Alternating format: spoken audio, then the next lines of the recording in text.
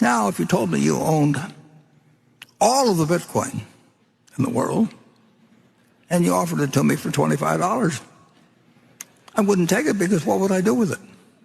I have to sell it back to you one way or another. I mean, maybe I'll be the same people, but it isn't going to do anything. And shook my hand, and he said he lived 4 blocks away from me in Omaha. Maybe he could raise his hand. I live in a upper middle class neighborhood.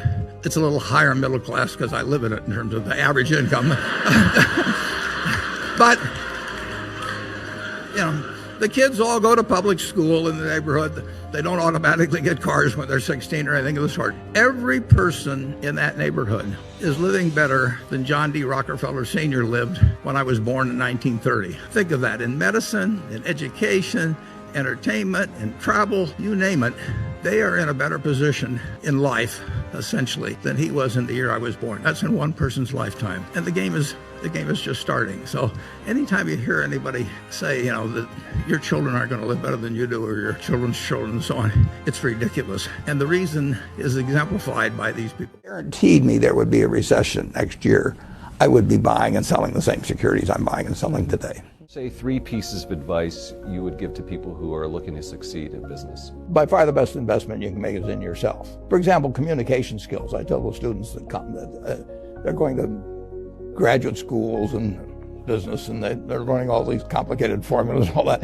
If they just learn to communicate better, and both in writing and in person, they increase their value at least 50%. It's just hugely important. And if you invest in yourself, nobody can take it. Starting out again today, what would you do to replicate your success? I would start going right through companies, and I probably would focus on smaller companies, because I would be working with smaller sums, and there's more chance that something is overlooked in that arena. But that's the only way to do it. I mean, you have to buy businesses, or little pieces of businesses called stocks, and you have to buy them at attractive prices, and you have to buy into good businesses. And that advice will be the same 100 years from now in terms of investing. That's what it's all about. And you can't expect anybody else to do it for you. People will not tell you about wonderful little investments. It's not the way the investment business is set up.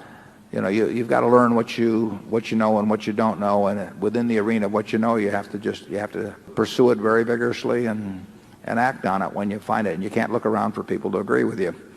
You can't look around for people to even know what you're talking about. You have to think for yourself. And if you do, you'll find things.